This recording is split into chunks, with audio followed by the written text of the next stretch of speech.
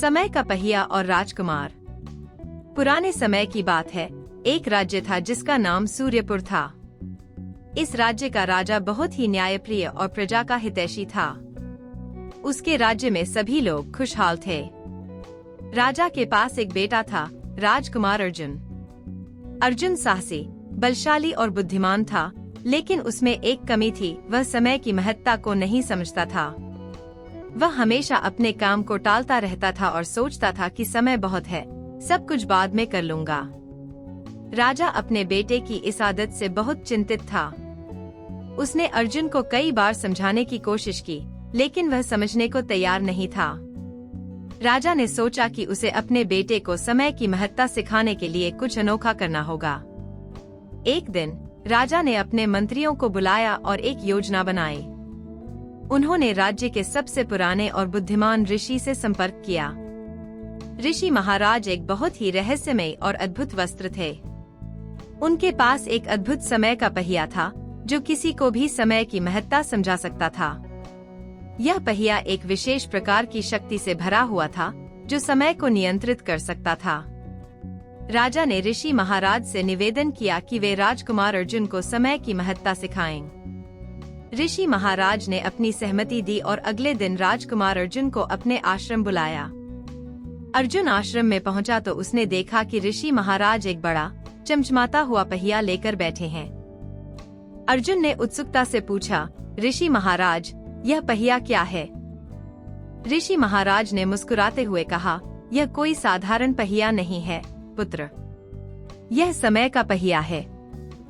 यह पहिया तुम्हें समय की महत्ता सिखाएगा और तुम्हारे जीवन को बदल देगा। अर्जुन को यह सुनकर और भी ज्यादा उत्सुकता हुई।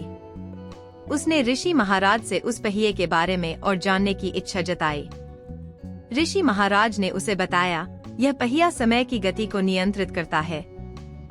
इसे घुमाने से समय तेज हो सकता है या धीमा, लेकिन इसे समझने के लिए तुम्हें इसे चलाना होगा। अर्जुन ने तुरंत पहिए को चलाना शुरू कर दिया। जैसे ही उसने पहिया घुमाया, चारों तरफ की दुनिया बदलने लगी। समय की गति तेज हो गई और अर्जुन ने खुद को एक अनजानी जगह पर पाया। वह एक अजीब से गांव में पहुंच गया था, जहां लोग समय को बहुत तेजी से जी रहे थे। यहाँ के लोग हर काम को जल्दबाजी में करते थे। कोई भी किसी से बात नहीं करता था, नहीं हंसता था।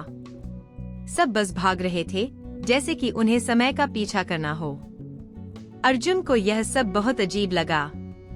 उसने वहाँ के एक व्यक्ति से पूछा, तुम लोग इतने जल्दी जल्दी क्यों भाग रहे हो? उस व्यक्ति ने उत्तर दिया, हमारे पास समय नहीं है। हमें सब कुछ जल्दी करना है, वरना समय हमारे हाथ से निकल जाएगा। अर्जुन को यह सुनकर बहुत आश्चर्य हुआ। उसने सोचा, क्या समय वाकई इतना महत्वपूर्ण है कि लोग अपनी खुशियों को भूल जाते हैं? अर्जुन ने उस व्यक्ति से और जानकारी प्राप्त करने की कोशिश की, लेकिन वह व्यक्ति जल्दबाजी में वहां से चला गया। अर्जुन ने उस गांव में और घूमना शुरू किया और देखा कि यहाँ के लोग अपने जीवन का आनंद नहीं ले रहे थे। वे बस समय के पीछे भाग रहे थे और उनकी जिंदगी में कोई खुशी नहीं थी। कुछ समय बाद अर्जुन ने फिर से पहिया घुमाया। इस बार वह एक दूसरे गांव में पहुंचा, जहां समय बहुत धीमा चल रहा था। यहाँ के लोग अपने हर काम को बहुत ही धीरे धीरे करते थे।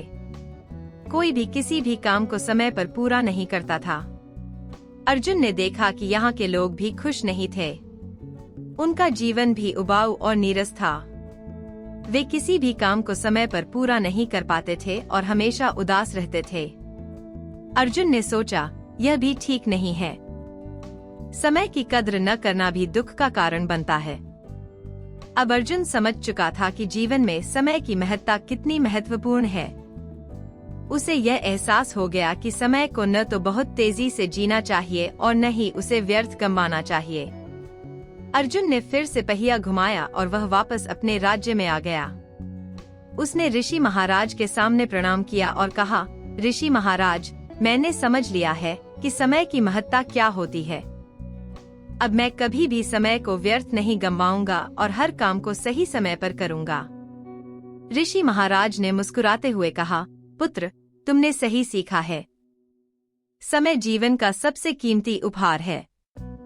इसका सही उपयोग ही तुम्हारे जीवन को सफल और खुशहाल बना सकता है। राजकुमार अर्जुन ने अपने जीवन में समय की महत्ता को अपना लिया। वह अब अपने सभी काम समय पर करता था और जल्द ही वह अपने राज्य का सबसे सफल और प्रिय राजकुमार बन गया। राजा और प्रजा दोनों ही उसके इस बदलाव से बहुत प्रसन्न थे। अर्जुन ने अपनी सीख को अपने राज्य के सभी लोगों में फैलाया। उसने उन्हें समय की महत्ता और इसके सही उपयोग के बारे में सिखाया। धीरे धीरे सूर्यपुर राज्य एक आदर्श राज्य बन गया, जहां हर कोई समय की कद्र करता था और अपने जीवन को खुशहाल बनाता था। कहानी का संदेश: जीवन में समय का सही उपयोग ही हमें सफलता और खुशियों की ओर ले जाता है। समय की कद्र करना और इसे व्यर्थ न गंवाना ही जीवन का सबसे बड़ा ज्ञान है।